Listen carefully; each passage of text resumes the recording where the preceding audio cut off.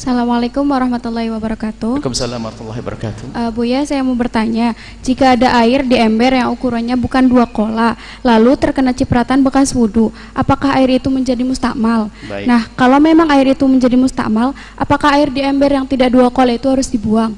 Terima kasih Buya. Assalamualaikum warahmatullahi wabarakatuh. Waalaikumsalam warahmatullahi wabarakatuh. Ada air, wah ini memang belajar itu harus sempurna ya.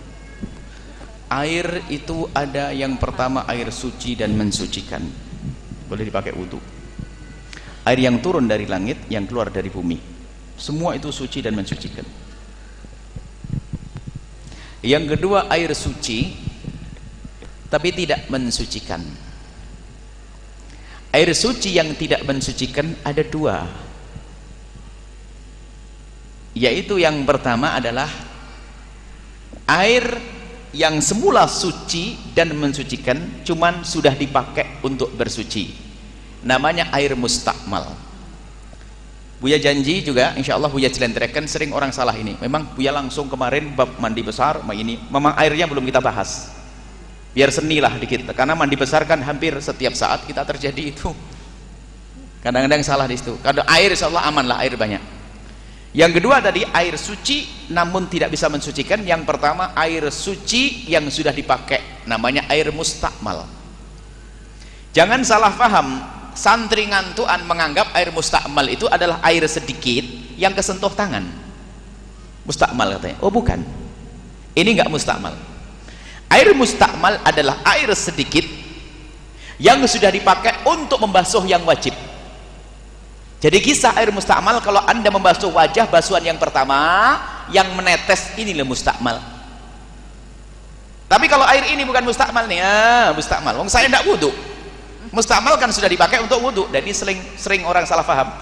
Dulu kan ada, kita pernah di suatu tempat dimarahi oleh satu orang, padahal dia yang salah, dibentak-bentak lagi saya. Ada bahasa Jawa itu padasan, yang tidak ngerti tidak ngerti. Yang ngerti padasan itu ada semacam kendi besar yang ada ini ya, biasa ditutup pakai sandal ya gitu. Saya tutup pakai tangan, memang sandalnya belum ada. Wah, dimarahi, mustakmal.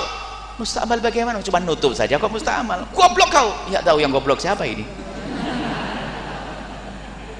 Maklum ngajinya ngantuan, anda aduk dengan kaki pun tidak akan jadi mustakmal itu air, karena anda bukan berbeda. Kalau air sedikit, anda setelah basuh wajah basuh tangan, bukan basuh tangan, setelah diangkat maka ini masalah mustakmal. Nanti insya Allah Buya jelentrehkan panjang lebar. Jadi ini enggak mustakmal, bisa dipakai wudhu, karena saya tidak berwudhu, ya enggak? Nah, permasalahannya tadi percikan yang pertama airnya mustakmal, tatonya percikannya masuk ke air ember yang sedikit. Bagaimana ini? Jadi itu bukan di ember, bukan air mustakmal. Yang mustakmal percikannya tadi.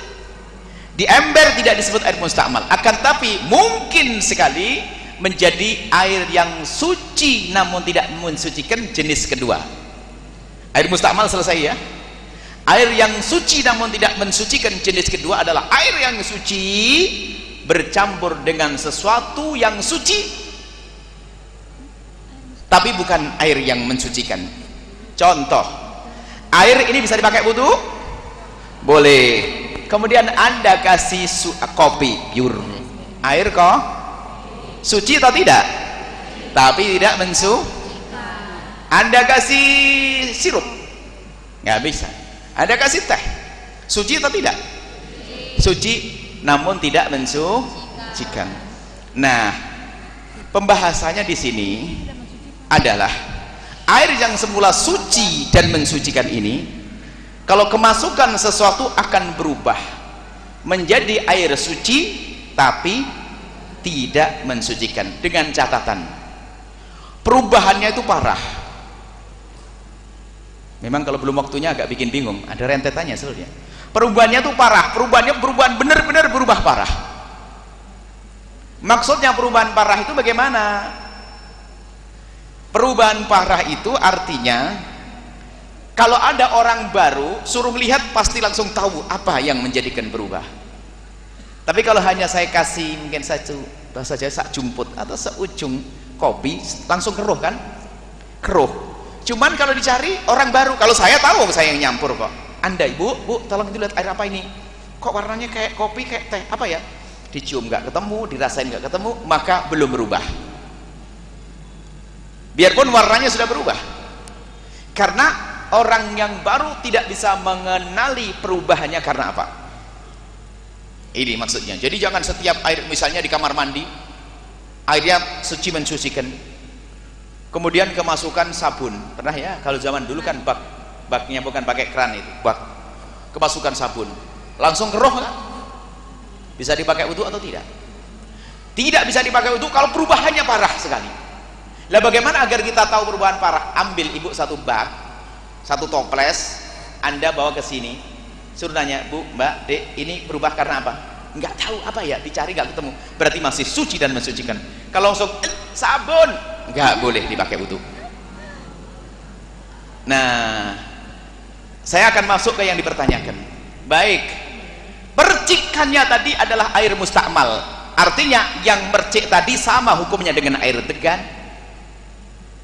sama dengan air mawar, sama dengan minyak wangi, sama dengan tepung. Artinya yang mercik tadi kalau bisa merubah, maka air yang di bak tidak boleh dipakai wudu. Cuman kan warna air yang memercik dan air yang ada di bak kan sama warnanya, ya enggak? Gimana bisa melihat perubahan? Kata ulama, berandai-andai. Kamu kira-kira yang mercik ke bak itu seberapa banyak? Anggap saja ya 2 mili, atau 2 mili. Baik, 2 mili kamu ganti dengan sirup sampolai, sirup apalah, sampolai marak atau bukan? Kalau marak tak batalin, dihapus. Sirup al-bahjah.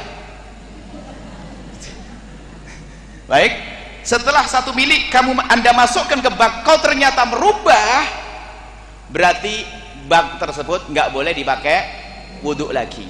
Tapi kalau seandainya dicampur, enggak, masih bisa dipakai wudhu. Akhirnya repot banget ya. Berarti untuk membuatnya cari bak lagi, bak yang baru lagi untuk menghukumi air yang satu. Bak dikasih air, kok repot? Pakai wudhu aja bak yang baru. Makanya kemudian pertanyaan, apakah wajib kita itu berijtihad semacam itu? Enggak wajib. Dalam dugaan saja. Dan dalam perkiraan percikan-percikan kecil itu adalah tidak banyak, nggak akan sampai merubah. Kecuali Anda wudhunya pas di bawahnya adalah baknya. Nah itu, kalau percikan sebelah enggak kecil. Kecuali Anda wudhu langsung Anda tuangkan di bak, itu akan merubah. Kalau seandainya diganti dengan sirup akan merubah. Tapi kalau percikan sedikit tidak usah kena was-was. Tidak usah kena was-was. Selesai ya? Tidak usah pusing. Wah, percikan langsung air sedikit. Bahkan jika Anda berwudu dengan air sedikit, boleh caranya ikhtirab begini loh ya. Airnya hanya 1 bak begini. Ini anggap saja bak. Saya buka sekali baknya. Bak kecil. Saya wudu sah kok begini. Niat ikhtirab, niat mengambil. Jadi waktu saya masukkan tangan ke air ini untuk niat 1, sah. 2, bahkan waktu tangan pun saya ngambil tangan di sini niatnya niat menciduk, bukan niat membasuh tangan, niat menciduk. Ada enggak sisa air yang di tangan? Masuk nggak apa-apa, disebut para ulama. Masukkan tangan ke sini nggak apa-apa. Maka jangan kena penyakit was-was. Selesai? Nggak usah dipikirin. Bahkan ini saya wudu gini sah kok. Tapi jangan di atasnya. Oh, bukan di atasnya. Saya menciduk dengan niat ikhtirab, niat menciduk, baru saya masukkan tangan saya. Pasti ada tetesan-tetesan yang masuk kan? Pasti, tapi nggak dipikirin oleh para ulama.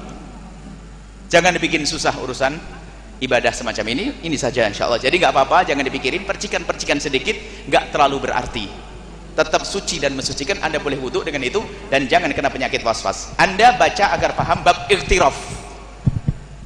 Bab ikhtirab, bab menciduk air waktu berwudu di air yang wadahnya kecil, nggak harus mengalir begini, boleh kok. Jadi dari bak boleh, pegang kan, nggak bisa disakui, pegang. Saya begini boleh, baknya kecil, karena nggak ada lubangnya, sini repot. Kedatangan gini, ada tetesannya, nggak ada masalah. Para ulama nggak pernah membahas kok. Madhab Syafi'i, saya tidak bicara madhab lain, madhab Syafi'i. Maka jangan kena ustadz was-was. Ustadz was-was yang bikin pusing sama orang. Selesai ya, wallah alam bisawab.